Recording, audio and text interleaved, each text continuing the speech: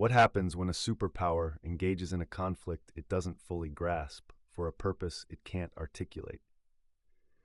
This is the narrative of how the United States faced its first loss in war, not through a defeat on the battlefield, but due to miscalculations, distrust, and a conflict that spiraled out of control. The Vietnam War stands as the second longest conflict in U.S. history and is undoubtedly one of the most controversial.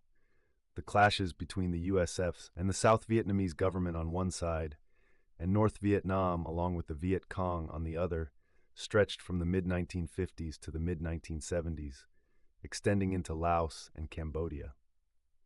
The roots of U.S. involvement in Vietnam trace back to the tensions that arose between East and West in the wake of World War II. The U.S. first stepped into the Vietnam scene in 1950, backing France as it sought to maintain its colonial rule there. With the Cold War unfolding, the U.S. adopted a containment strategy to combat what it saw as the spread of communism. Supporting the French was viewed as a means to keep communism at bay in Southeast Asia. However, despite channeling over $2.6 billion in military aid, the French eventually faced defeat at the hands of the communist-led Viet Minh. The ensuing Geneva Conference in 1954 led to a temporary division of Vietnam along the 17th parallel, resulting in two separate regions, Ho Chi Minh's Democratic Republic of Vietnam in the north and the non-communist state of Vietnam in the south under Emperor Bao Dai. This set the stage for the next chapter of the war, where, for nearly a decade, the U.S. would back Ngo Dinh Diem, who became prime minister after Bao Dai's questionable election in 1955. Presidents Dwight D. Eisenhower and John F. Kennedy rallied behind Diem, hoping he and a non-communist Republic of Vietnam could balance the communist North. However, Diem's corrupt and unpopular regime struggled to address the insurgency that emerged in the South after he resisted holding elections in 1956, as mandated by the Geneva Accords. The U.S. stood by Diem during this decision, investing considerable resources to bolster South Vietnamese forces capable of countering the insurgency. Diem then initiated a military campaign against the remaining Viet Minh operatives in the South. The Communist Party in Hanoi, focused on rebuilding the war-ravaged North, initially preferred to emphasize political solutions over military actions in the South, aiming to weaken the Diem regime by boosting internal political pressure. However, conflict erupted in 1957 when Diem dispatched his troops into communist strongholds. Throughout the latter part of 1957 and into 1958, Diem's forces achieved success in their operations, killing or capturing many suspected communists. Confronted with the inability of political efforts to topple the Diem government, the Central Party Committee in Hanoi made a significant choice. At the 15th Party Plenum in January 1959, a confidential resolution was passed allowing revolutionary violence to support the political struggle aimed at overthrowing the government in the South. Hanoi began sending troops and supplies southward along what would come to be known as the Ho Chi Minh Trail to engage in the conflict. Initially scattered acts of violence evolved into a sustained campaign, partly fueled by Northerners who re-entered South Vietnam to take on leading roles in the burgeoning insurgency. To manage this effort, the National Front for the Liberation of South Vietnam, or NLF, was established on December 20, 1960. The NLF functioned as a classic United Front organization, including non-communist nationalists who joined forces to challenge the U.S.-backed Diem government in Saigon. Despite claims to the contrary during the conflict, Hanoi later acknowledged its control over the NLF and its direction of nearly every aspect of the war in the South. In 1961, in response to the rapid insurgency growth and following a team's recommendations sent to assess the situation and future American aid needs, President John F. Kennedy decided to boost U.S. support for the Diem regime. He signed a military and economic aid treaty with the Republic of Vietnam, which saw the delivery of $65 million in military gear and $136 million in economic assistance that same year. By the end of 1961, the number of U.S. military advisors rose to over 3,200. These advisors, who had previously focused on training and administrative roles, began advising South Vietnamese combat units directly in the field at the battalion and regimental levels. To streamline all U.S. military support efforts in South Vietnam, the Military Assistance Command, Vietnam, commonly known as MASCV, was set up in Saigon in 1962. As the insurgency intensified, the Army of the Republic of Vietnam, or ARVN, struggled increasingly to manage the growing threat. By this stage in the conflict, all communist armed units in the South had merged into one cohesive group, known as the People's Liberation Armed Force, or PLAF, in 1961. This force, which became widely referred to as the Viet Cong, a pejorative term for Vietnamese communists, started with around 15,000 troops, but its ranks swelled rapidly as more North Vietnamese soldiers traveled down the Ho Chi Minh Trail to participate in the struggle in the South. By the end of 1962, the National Liberation Front, comprising both political and armed factions, had expanded to an estimated 300,000 members. Simultaneously, the ARVN faced serious internal issues, including widespread corruption and ineffective leadership, leaving them largely powerless against the swiftly escalating insurgency. This was starkly illustrated at the Battle of Ap Bac on January 2, 1963. The ARVN hailed the battle as a significant victory since the Viet Cong withdrew from the fight, but the truth was quite different. A smaller VC force had decisively defeated a much larger unit from the 7th AR Division before retreating in an orderly fashion. As his military struggled against insurgents, Diem, a Catholic, and his government became increasingly unpopular, resorting to more oppressive tactics to suppress dissent in South Vietnamese society. Diem's brother, Ngo Dinh Nhu, who led the secret police, identified militant Buddhists as a major source of unrest for the regime. Accusing them of harboring communists and backing anti-Diem factions, Nhu initiated a campaign against the Buddhists to bring them to heel. The situation escalated in May 1963 when ARVN troops opened fire on a crowd of Buddhist demonstrators in Hue protesting Diem's discriminatory policies. The crisis reached a climax in June when a Buddhist monk self-immolated at a bustling intersection in Saigon in protest, an act that drew global headlines and alarmed officials in Washington. Following this, Nhu dispatched his special forces to several Buddhist monasteries, resulting in the deaths of several monks and the detention of many others. This sparked a wave of student protests in Hue and Saigon, leading to the arrest of 4,000 students by government troops. The communists capitalized on this unrest, stirring anti-Diem feelings and further destabilizing the political landscape. Ultimately, the Kennedy administration lost trust in Diem and silently endorsed a coup orchestrated by South Vietnamese generals. In the early days of November 1963, during the coup, both Diem and his brother were assassinated. Just weeks later, President Kennedy himself was assassinated, and Lyndon Baines Johnson took over the presidency, stepping into an escalating situation in Vietnam, where the war was taking a toll on both the South Vietnamese and their 16,000 American advisors. In Saigon, the coup that brought General Duong Van Minh to power marked the beginning of a chaotic year, filled with consecutive coups and deepening instability. By mid-1964, the VC forces in the South had grown to include 35,000 guerrillas and 80,000 irregulars, consistently defeating the ARVN in combat. President Johnson faced a dilemma. He couldn't be perceived as weak against communism in Vietnam, but he also wanted to avoid widening the conflict and risking Chinese involvement, as had happened in Korea. He worried that an expanded war effort might provoke domestic backlash that could jeopardize his Great Society programs. Aiming to keep the conflict contained, he sought to send a strong message to Ho Chi Minh and Hanoi leaders, warning them not to escalate tensions further. Johnson got his chance on August 2, 1964, when North Vietnamese patrol boats attacked the U.S. destroyer Maddox in the Gulf of Tonkin. After claiming a second attack occurred on August 4, a statement later found to be untrue, he pushed for a congressional resolution to authorize a response to the incident. The Tonkin Gulf Resolution passed both the House and Senate with only 2 votes against it, granting the president full authority to take all necessary measures to repel attacks and prevent further aggression. This effectively paved the way for complete U.S. intervention in the Vietnam War. In response to the Gulf incident, Johnson ordered airstrikes against North Vietnam, while Hanoi began deploying regular North Vietnamese Army forces.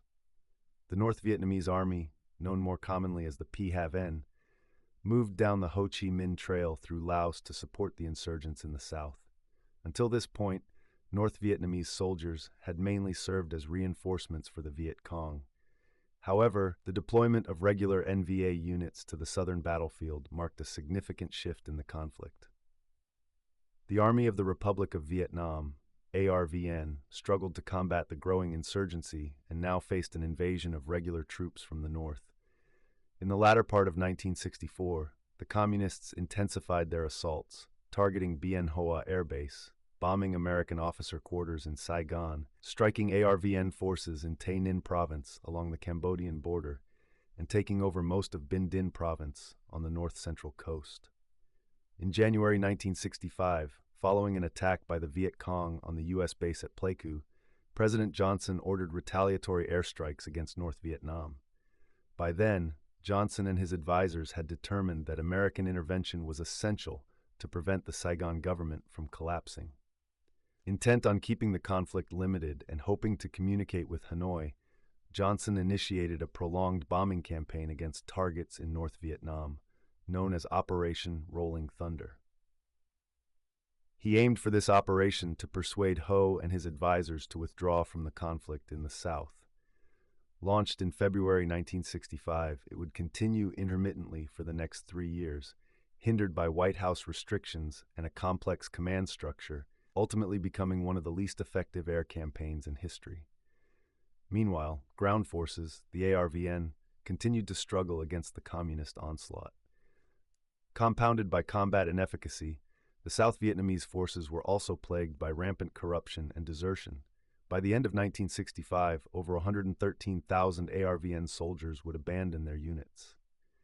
In March 1965, as the ARVN teetered on the edge of collapse, American involvement escalated with Johnson's decision to deploy U.S. ground combat troops to Vietnam. These forces were ostensibly there to safeguard American airfields in South Vietnam. The first 2 U.S. Marine battalions arrived near Da Nang and began defensive operations around the large U.S. base. General William Westmoreland, the commander of Massey V, believed the Viet Cong were gearing up for a significant offensive and was convinced that South Vietnamese forces struggled to manage the intensified fighting and sought additional U.S. troops for support. The Joint Chiefs of Staff consented and began deploying more forces, planning for American units to protect U.S. military bases. Initially, this meant keeping U.S. operations within a 50-mile radius of their posts. However, with the arrival of more American units, they quickly moved from a defensive to an offensive strategy. Eventually, the 1st Marine Battalions were joined by 7 Army divisions, 2 Marine divisions, and 4 separate Army brigade-sized units. By the end of 1965, the number of U.S. ground troops in South Vietnam reached 180,000. By mid-1966, it rose to 350,000. General Westmoreland, commanding American forces, initiated large-scale search and destroy missions to locate and eliminate the enemy. Meanwhile, the Communist forces, guided by Hanoi, prepared for a lengthy war meant to drain American resolve. This led to a brutal war of attrition with heavy casualties on both sides. The Vietnam War created deep rifts in the United States and fueled the social unrest of the 1960s. The inability to make significant headway against the Viet Cong and North Vietnamese, the rise of an anti-establishment counterculture, the vivid media coverage of the conflict, and the growing credibility gap between presidential administrations and the American public seriously diminished support for the war. By late 1967, nearly 500,000 American troops were stationed in South Vietnam, and while U.S. forces had inflicted severe damage on the Communists, fierce fighting persisted throughout the country. President Johnson launched a public relations initiative to highlight progress, aiming to bolster support for his administration's war efforts. Amid this campaign, the Communists initiated a large-scale offensive during the Tet holiday in 1968. Although the offensive resulted in a major tactical defeat for the Communists, the enormity and shock of the attacks left the American public reeling and disheartened Johnson, leading him to withdraw from the re-election race. The Tet Offensive marked a significant psychological turning point, altering the U.S. commitment in Vietnam and ushering in the next phase of the war. This ultimately resulted in the withdrawal of all U.S. forces from Vietnam, but it would take another 4 years to fully realize. Richard Nixon came into office in 1968, primarily because he vowed to bring an end to the war and achieve what he called peace with honor. To accomplish this, he introduced the idea of Vietnamization, which shifted American goals from winning the war to a gradual disengagement where U.S. troops would be withdrawn step by step while South Vietnamese forces took on the responsibility for fighting. Even as this transition occurred, the combat continued unabated. Neither the extensive bombing campaigns in South Vietnam and North Vietnam, nor the war's expansion into Cambodia and Laos brought any closure. Frustrated by the bloody stalemate, North Vietnam launched a full-scale invasion of the South in the spring of 1972. Initially, their efforts were successful, but American air power eventually turned the tide against them. Following this offensive, Nixon declared Vietnamization to be a success. Meanwhile, Henry Kissinger was conducting secret peace talks with communist representatives in Paris. By October of 1972, Kissinger and North Vietnamese leader Le Duc Tho had reached a tentative peace agreement. However, President Nguyen Van Thieu of South Vietnam vehemently opposed the conditions and demanded 69 amendments to the deal, prompting the North Vietnamese to withdraw from the negotiations. In response, Nixon ordered a heavy bombing campaign targeting Hanoi and Haiphong. After 18 days, the North Vietnamese agreed to return to the negotiating table, but the final agreement was not significantly different from what had been proposed earlier in October. The Paris Peace Accords were signed on January 27, 1973. The agreement called for an immediate ceasefire and mandated the withdrawal of all U.S. troops by March 1973. While there was no reference to the North Vietnamese troops remaining in South Vietnam when the ceasefire took effect, Nixon assured Thieu that the United States would support South Vietnam if Hanoi violated the ceasefire terms. The signing of these accords marked the end of the war from the American perspective, but it signified the beginning of a new phase in the conflict for the Vietnamese. Nixon continued to make promises to President Thieu, but he was increasingly engulfed in the Watergate scandal. By early August 1974, he resigned. Later on, Congress cut military aid to Vietnam. In December 1974, Hanoi launched a decisive push in the south. The South Vietnamese forces retreated in chaos as the North Vietnamese troops advanced relentlessly. On April 30, 1975, North Vietnamese tanks broke through the gates of the presidential palace in Saigon, leading to the unconditional surrender of South Vietnam. Though U.S. forces, which hadn't been defeated in battle, had already left 2 years prior to Saigon's fall, the North Vietnamese victory marked the first occasion that the United States had lost a war. Over 58,000 American lives were lost, and more than 300,000 were injured. South Vietnam fell into communist hands, creating a deep divide within American society and prompting many to question the integrity of their own government. The consequences of the war would echo for years. Today's counterinsurgency theory highlights the need to establish a legitimate government capable of meeting the essential needs of its people. To achieve this, the host nation must defeat the insurgents or make them irrelevant, maintain the rule of law, and offer basic services and security to its citizens. At the heart of these efforts is the development of an effective local security force. The importance of having capable indigenous forces is what we in the United States refer to as a blinding glimpse of the obvious. However, recognizing this need doesn't make fulfilling it any easier. This reality became glaringly clear as U.S. forces in Vietnam became increasingly involved in training the South Vietnamese army to tackle the growing insurgency that began in the late 1950s. One could argue that the U.S. training mission in Vietnam unfolded in 5 loosely defined phases, starting with American support for the French in the First Indochina War and concluding with the complete withdrawal of U.S. forces after the Paris Peace Accords were signed in 1973. In the initial stages of the First Indochina War, U.S. involvement was minimal. However, from 1950 onward, as senior U.S. policymakers began to view the conflict as a battle against the spread of communism in Southeast Asia, America's involvement escalated. The first members of the Military Assistance Advisory Group, Indochina, MAAI, arrived to assist. In September 1950, the U.S. arrived in Saigon, but there was minimal American involvement in training Vietnamese forces at the start of the mission in Vietnam. Instead, U.S. efforts concentrated on assisting the French by primarily supplying weapons, munitions, and other equipment. By 1954, the United States was covering 80% of the French war effort in Indochina, contributing over $2.6 billion in military aid between 1950 and 1954. After the French defeat at Dien Bien Phu in 1954 and the signing of the Geneva Accords, they began a 2-year withdrawal from Vietnam. During this time, which represented the second phase of the U.S. training mission, Americans and French forces collaborated to strengthen the South Vietnamese armed forces. With the French forces set to leave, President Dwight D. Eisenhower opted to take on the significant challenge of developing a South Vietnamese military capable of resisting the communist insurgency. Army Chief of Staff Matthew Ridgway cautioned that this undertaking would be hopeless without a reasonably strong, stable civil government in place first.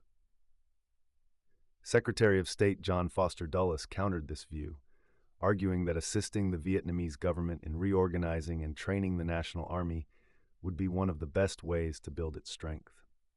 Ultimately, Dulles prevailed in this debate, although Ridgway's concerns would later be shown to be quite insightful.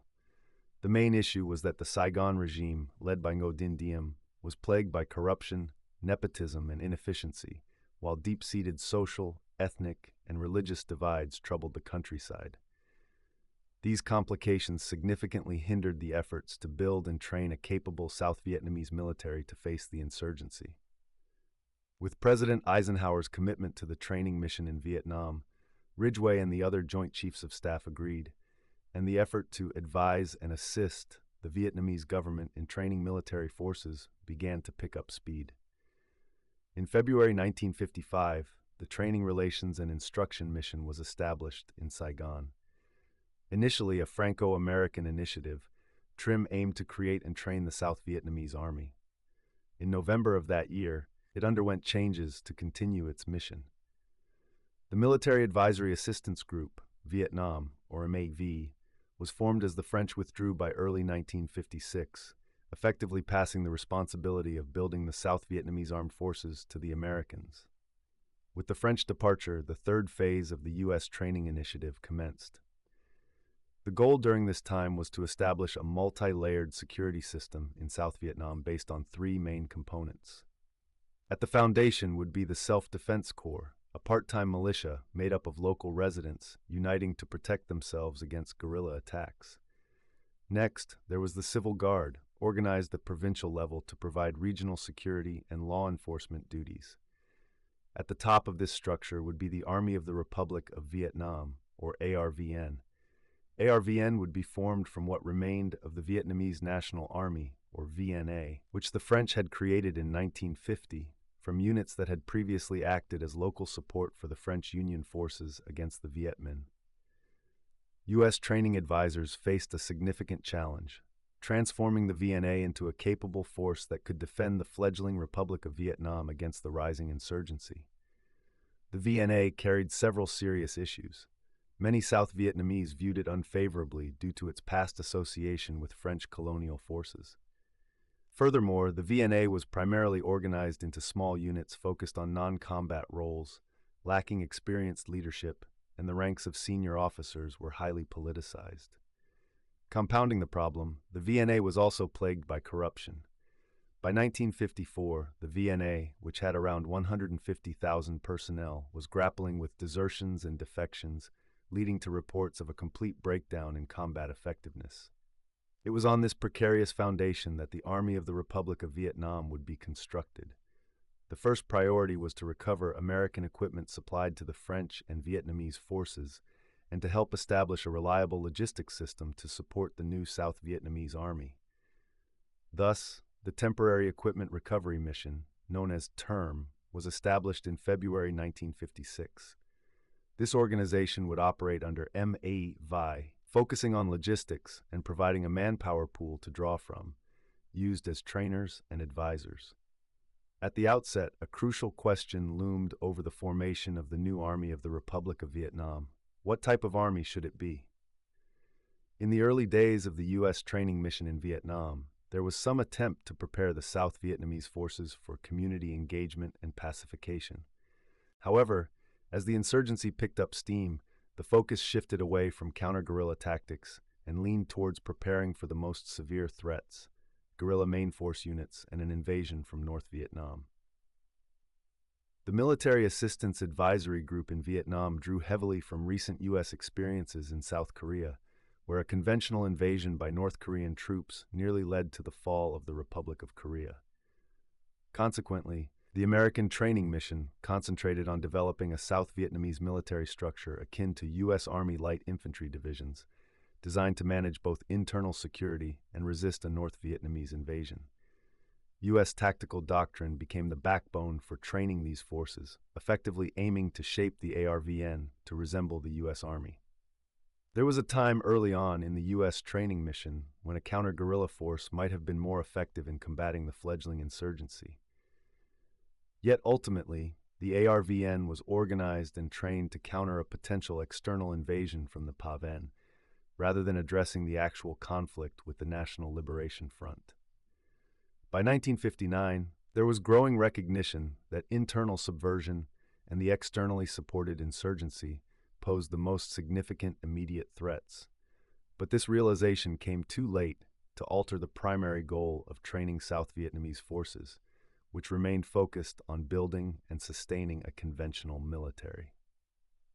By that point, after more than 200 revisions to the structure and equipment tables, the target force for the Army of the Republic of Vietnam came to comprise 7 standard divisions of 10,450 soldiers each, organized into 3 Army Corps.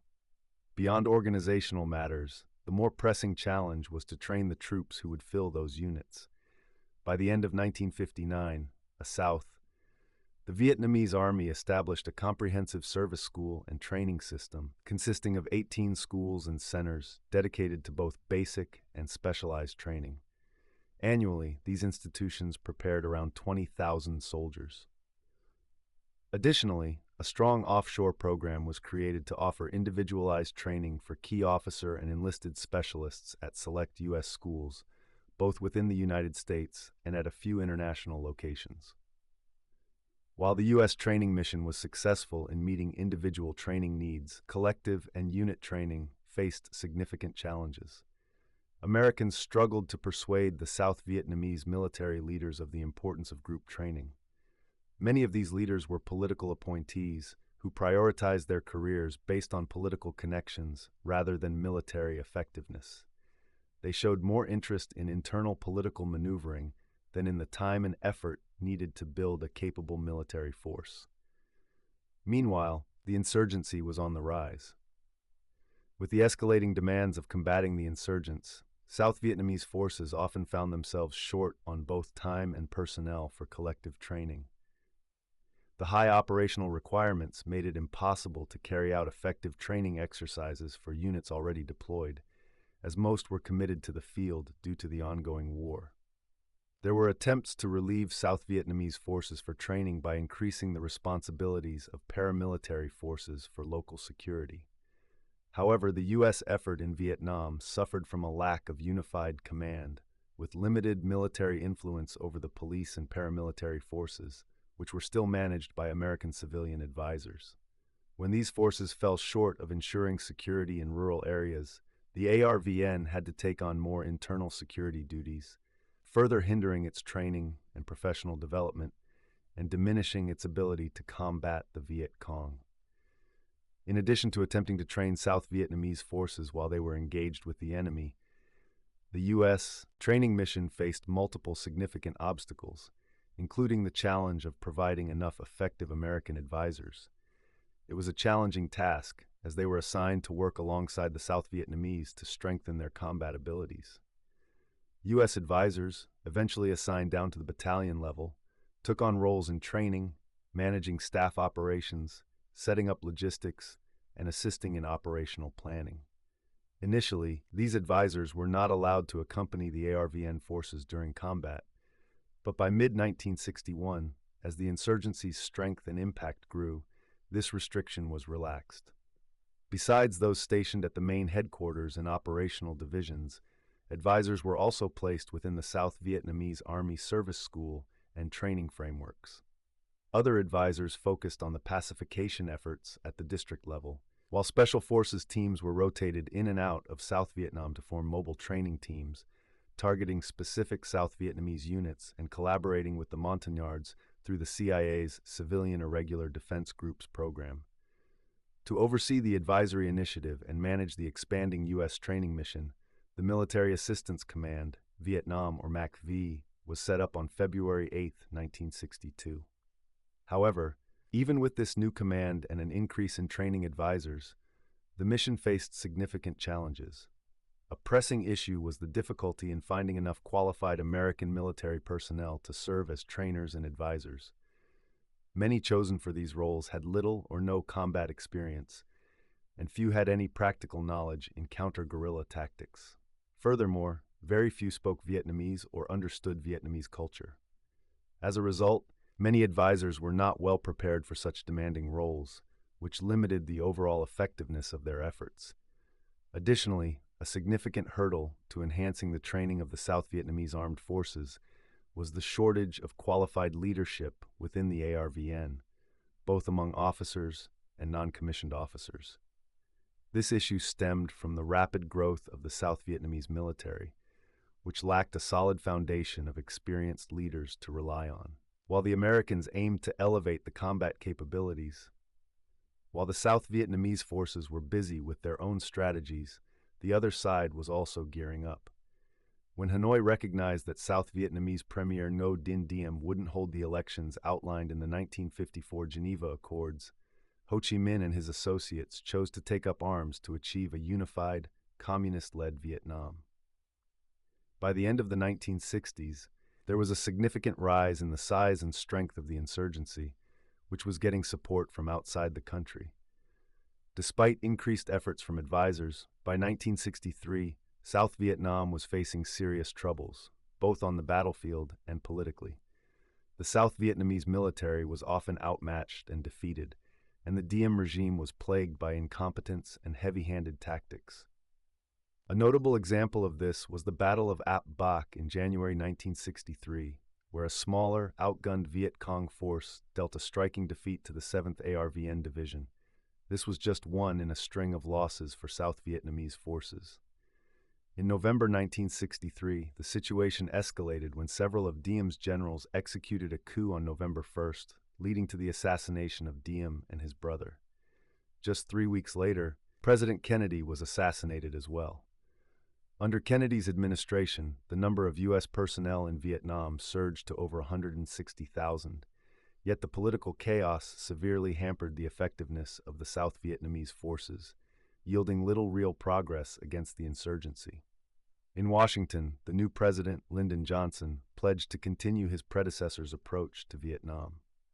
However, he faced a dual challenge, managing an insurgency backed from outside the country and tackling what was turning into an invasion of conventional forces from North Vietnam, advancing down the Ho Chi Minh Trail to engage in the South. At that point, it was evident that the U.S. aid and training had not succeeded in creating an effective fighting force within the South Vietnamese military. The government of South Vietnam was in serious jeopardy, ultimately requiring substantial intervention from U.S. combat forces to stabilize the situation and prevent the Republic of Vietnam from collapsing into total military defeat. In 1964, the Tonkin Gulf Resolution gave the president broad authority to act as he deemed necessary to counter the situation in Vietnam. Johnson sought to use air power to persuade North Vietnam to abandon its objectives in the South. When this approach proved ineffective, he made the decision to send in ground troops. Initially, the first group of Marines was sent to protect U.S. airfields, but they quickly became engaged in offensive operations against the Viet Cong and the North Vietnamese Army.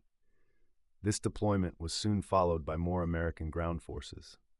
By 1967, over 400,000 U.S. troops were in Vietnam. As the troop numbers increased, General William C. Westmoreland, the senior U.S. commander in Saigon, deployed these forces to actively seek and destroy enemy forces, leading to a brutal war of attrition. With the introduction of U.S. ground troops, a new phase of American involvement began.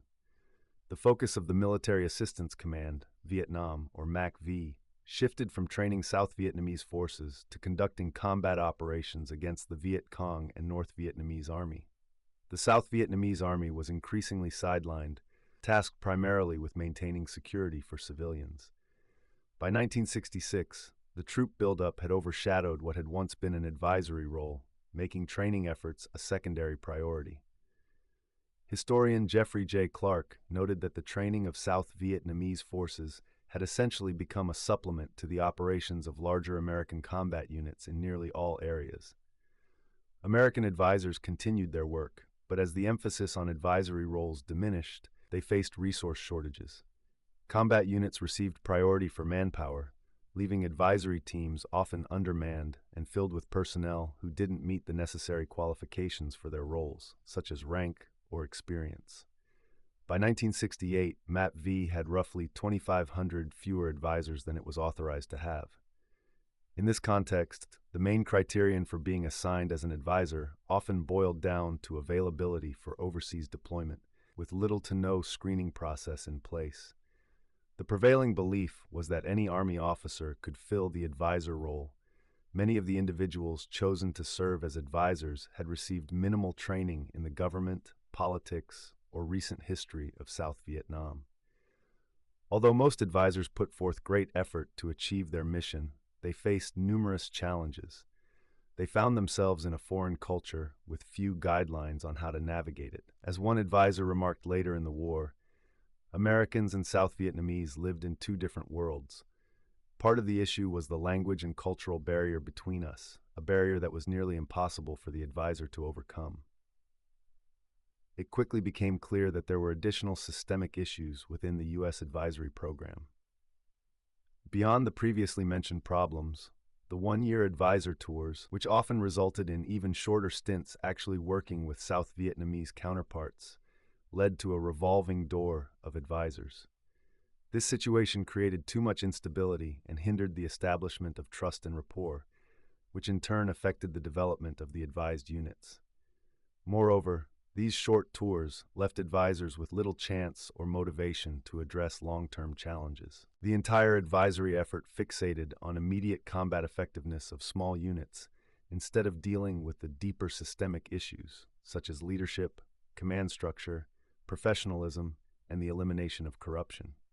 Adding to this dilemma was the difficulty in assessing the Vietnamese Army's progress, as there was no standardized method for evaluating the morale and combat effectiveness of Vietnamese units.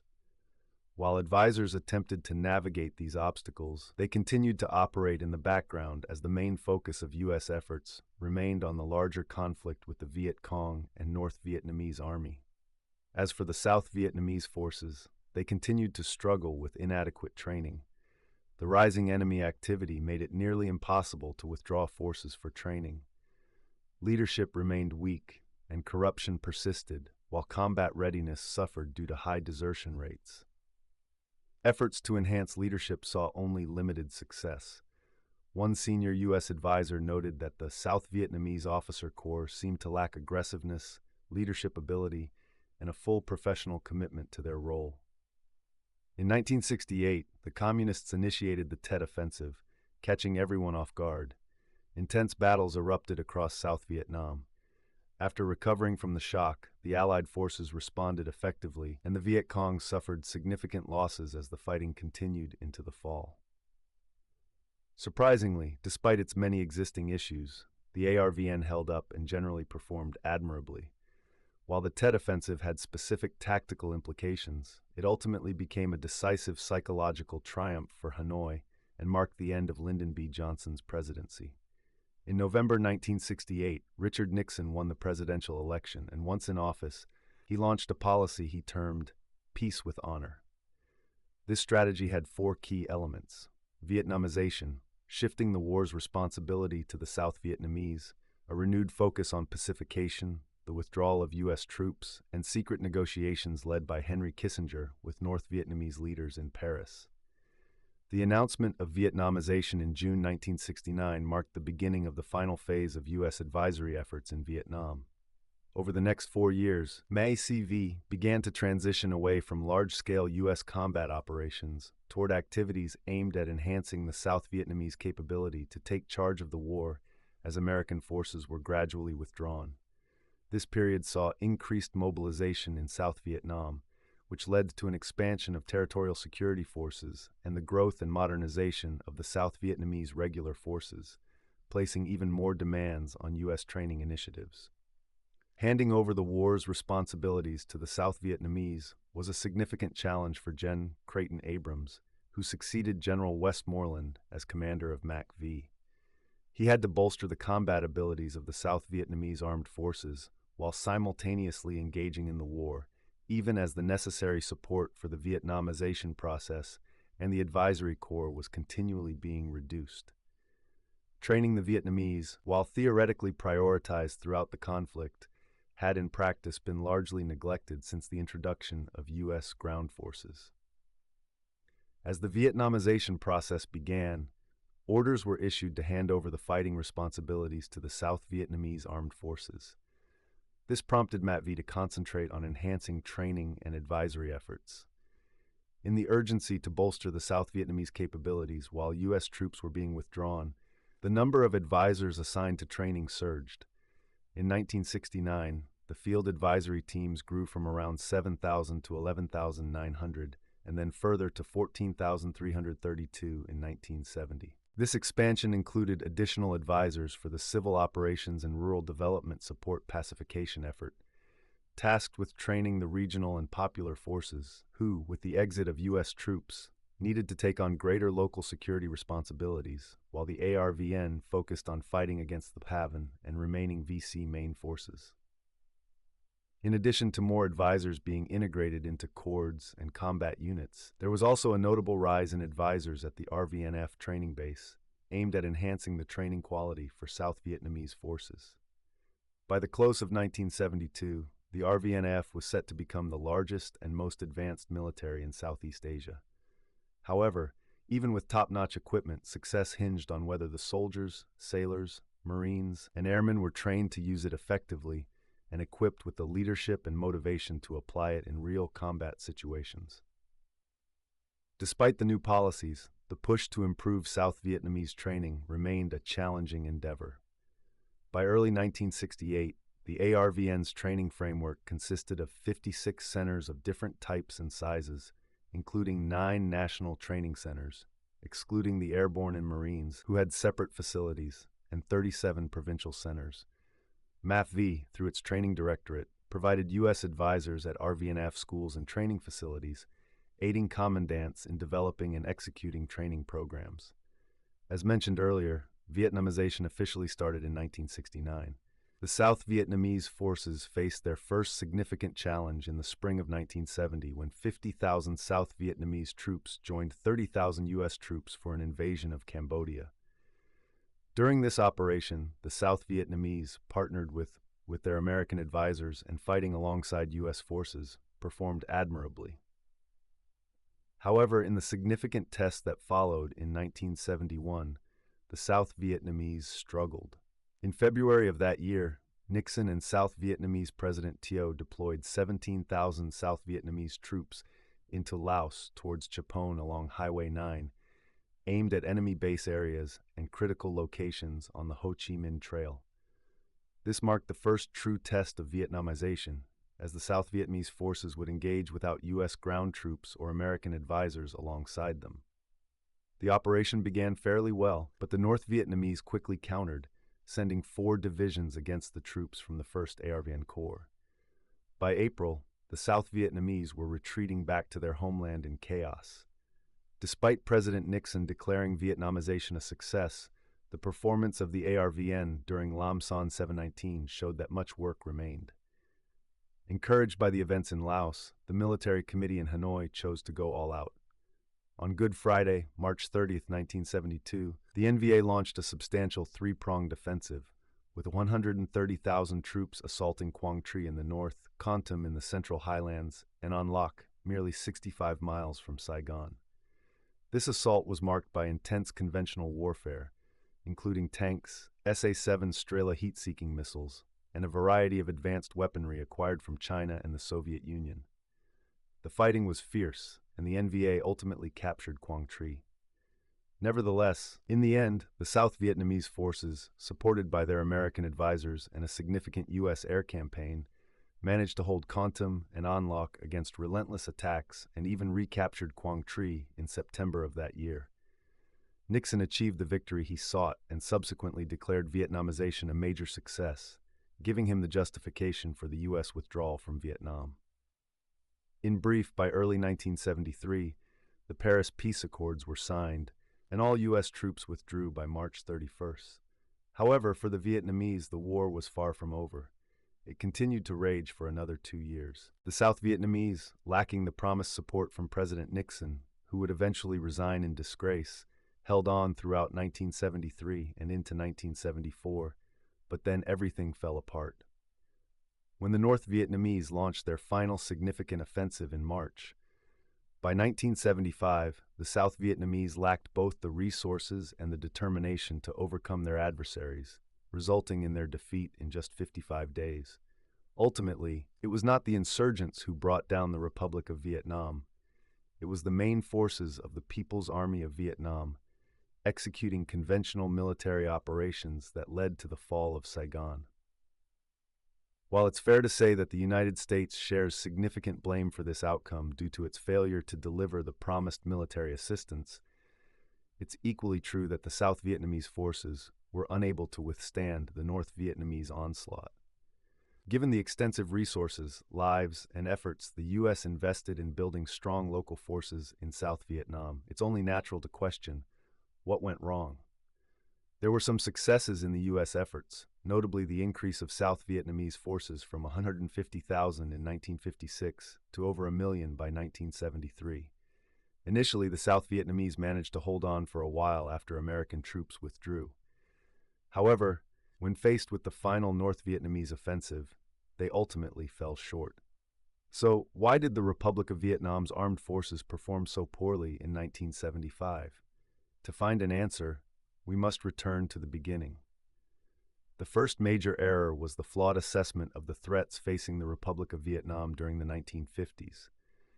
This misjudgment led to the South Vietnamese armed forces being unprepared for the right type of warfare at the wrong time. Ultimately, their military was inadequate for both counterinsurgency and conventional operations.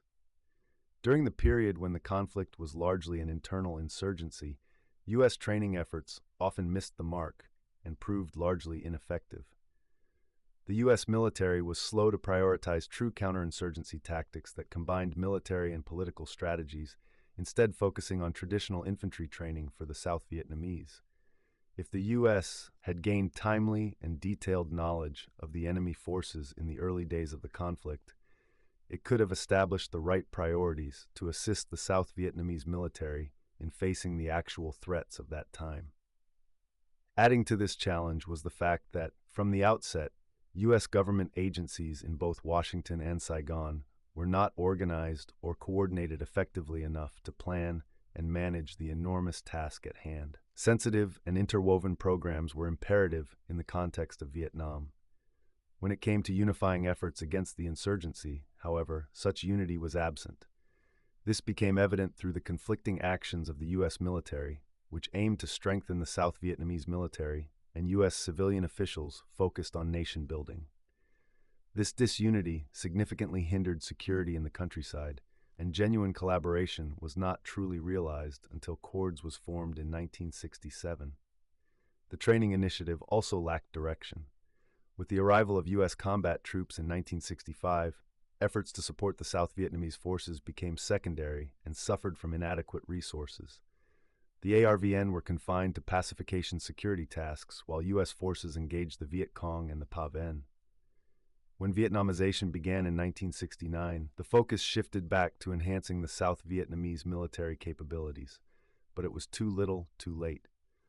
Furthermore, the focus shifted to combat operations instead of training.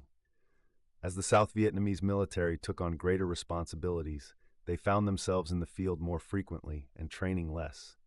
The demands of the war wore down these forces, especially during significant operations in Cambodia in 1970, Laos in 1971, and the 1972 North Vietnamese Easter Offensive. Challenges also persisted among Americans tasked with boosting the combat effectiveness of the South Vietnamese military.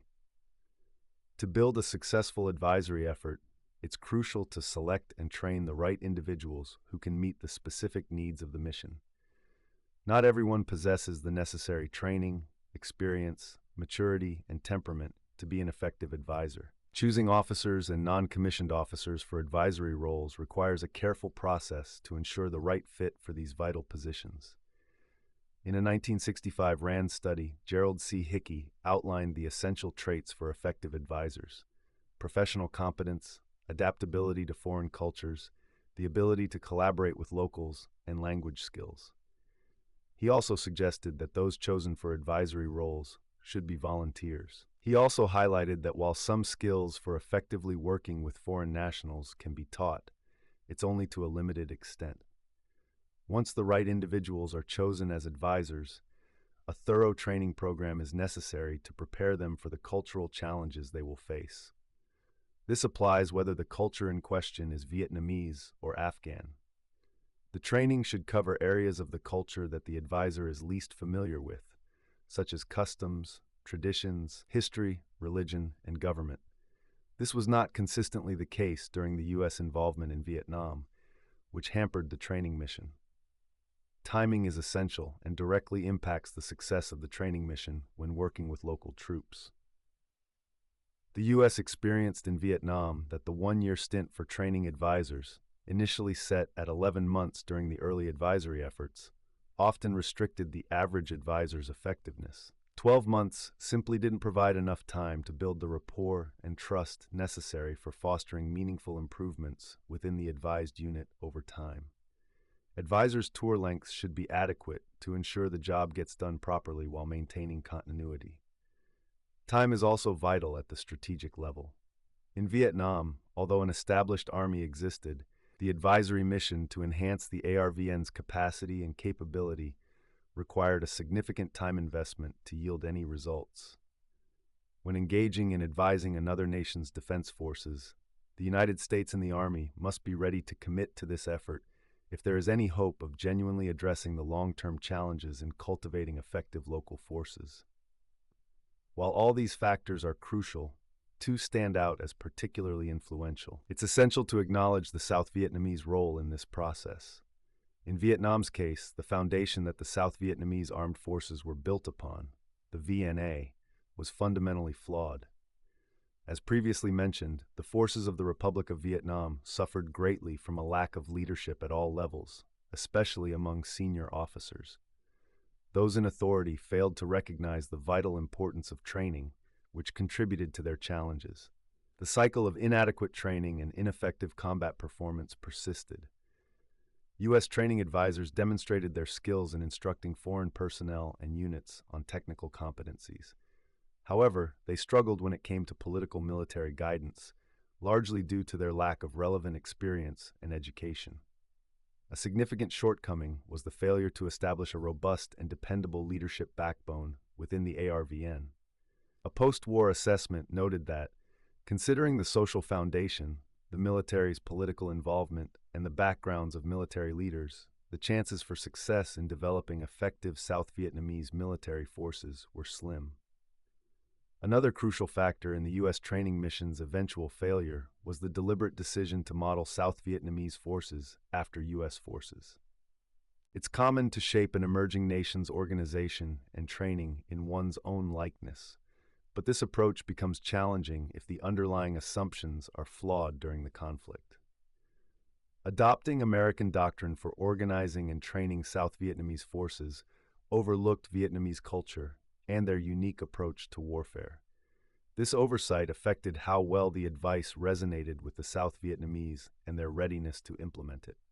Imitating the American military style had another lasting effect that ultimately proved disastrous for the ARVN. By trying to transfer the American way of war to Vietnam, the ARVN became reliant on costly, high-tech support from the U.S., heavily utilizing advanced technology and firepower. Once that support was withdrawn in 1973, the South Vietnamese struggled to endure the aggressive offensive from the PAVN. As one observer noted after the war, by 1975, the ARVN had forgotten how to walk and could no longer afford to ride or fly. The end result was the ARVN's significant defeat in combat and the collapse of the Republic of Vietnam as an independent nation. In summary, there are numerous lessons to be learned from the American training mission in Vietnam that can inform current training initiatives in Iraq and Afghanistan. The Vietnam case clearly shows that outside help and guidance, particularly when rooted in misunderstandings, can't supply a client state with the necessary leadership, resolve, and unity needed to overcome a deeply entrenched and complex insurgency. U.S. forces were unable to instill in the South Vietnamese the morale and determination essential for ultimate success. While U.S. combat troops could keep the Viet Cong and North Vietnamese army at bay, their presence was not permanent. T.E. Lawrence aptly captured this when he stated that it's better for local forces to do things imperfectly than for outsiders to do them perfectly, as it's their country and their conflict, while outside support is only temporary. This lesson became painfully apparent during America's involvement in Vietnam, and it remains just as relevant today.